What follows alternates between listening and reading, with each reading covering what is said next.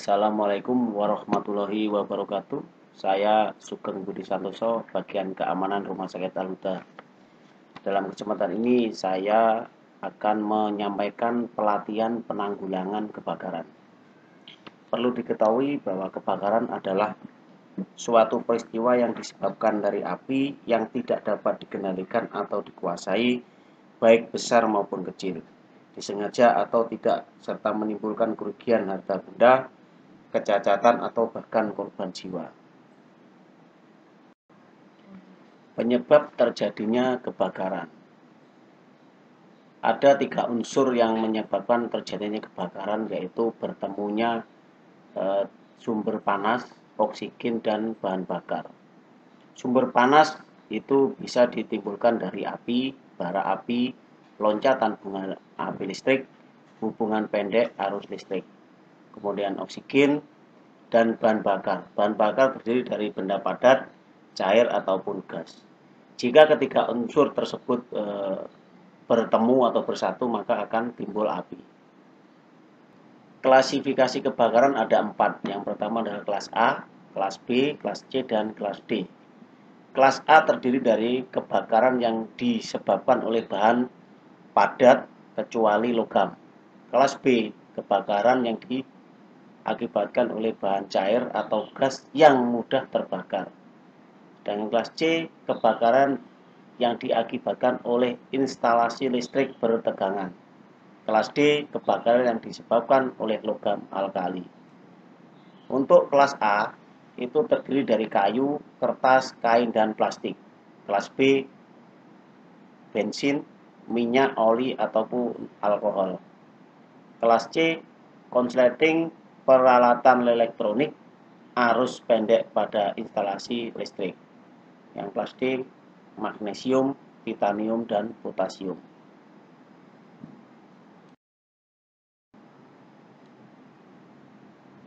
Sarana proteksi kebakaran terdiri dari 4 jenis. Yang pertama adalah detektor, yang kedua sprinkler dan alarm kebakaran, yang ketiga hidran, yang keempat alat pemadam api ringan atau APAR.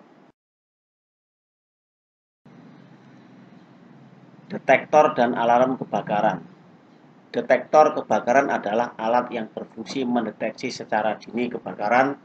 Pada instalasi detektor terdapat alarm yang memberikan isyarat atau bunyi atau tanda saat detektor mendeteksi adanya kebakaran. Dengan terdeteksinya kebakaran, maka upaya untuk mematikan api dapat segera dilakukan. Klasifikasi detektor kebakaran adalah sebagai berikut. Yang pertama, detektor panas. Alat ini untuk mendeteksi temperatur tinggi atau laju kenaikan temperatur yang tidak normal. Yang kedua, detektor asap. Alat yang mendeteksi partikel yang terlihat atau yang tidak terlihat dari suatu pembakaran. Yang ketiga, detektor nyala api. Alat yang mendeteksi sinar ultraviolet atau radiasi yang terlihat yang ditimbulkan oleh suatu kebakaran. Keempat, detektor gas kebakaran. Alat untuk mendeteksi gas-gas yang terbentuk oleh suatu kebakaran. Sprinkler. Sistem sprinkler adalah suatu sistem yang bekerja secara otomatis dengan memancarkan air bertekanan ke segala arah untuk memadamkan kebakaran atau setidaknya mencegah meluasnya kebakaran. Instalasi ini dipasang secara tetap atau permanen di dalam bangunan yang dapat memadamkan kebakaran secara otomatis dengan menyemprotkan air di tempat di mana terjadinya kebakaran. Hidran. Sistem proteksi kebakaran yang menggunakan air bertekanan sebagai medianya dalam memadamkan api. Ada 2 macam hidran, yaitu 1 hidran pilar atau hidran halaman. Hidran pilar adalah perangkat pada instalasi jaringan hidran pemadam yang biasanya dipasang di luar gedung di tempat-tempat strategis yang mudah terlihat. 2. Hidran gedung. Hidran gedung atau biasa disebut dengan hidran box adalah suatu sistem pencegah kebakaran yang menggunakan pasokan air dan dipasang di dalam bangunan atau gedung. Berikut contoh-contoh hidran dan komponennya. Jenis alat pemadam api ringan atau APAR. 1. Apar jenis cair atau water. Apar jenis air adalah jenis apar yang diisi dengan air dengan tekanan tinggi. Apar jenis air ini merupakan apar yang paling ekonomis dan cocok untuk memadamkan api yang dikarenakan oleh bahan-bahan padat non-logam seperti kertas, kain, plastik, dan lain sebagainya.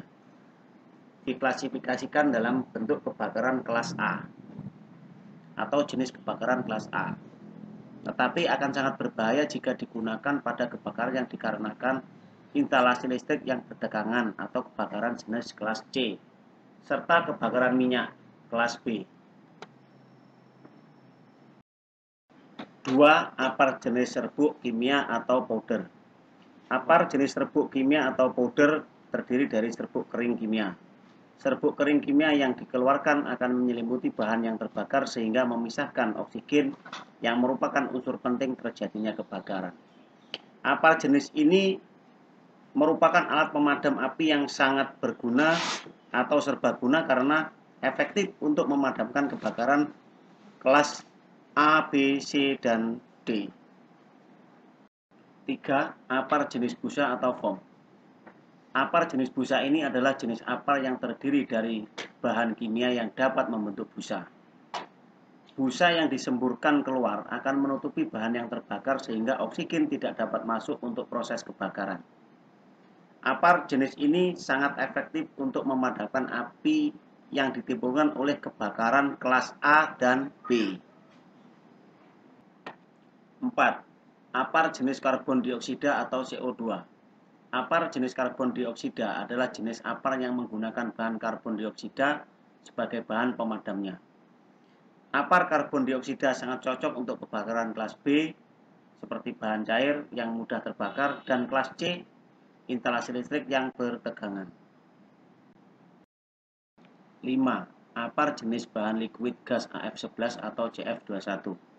Merupakan alat pemadam kebakaran yang menggunakan media dengan bahan kimia menggantikan gas halon yang berbahaya bagi lingkungan. Alat pemadam kebakaran dengan media gas AF11 ini tidak menimbulkan residu atau bahan sisa pemadaman karena berbentuk liquid.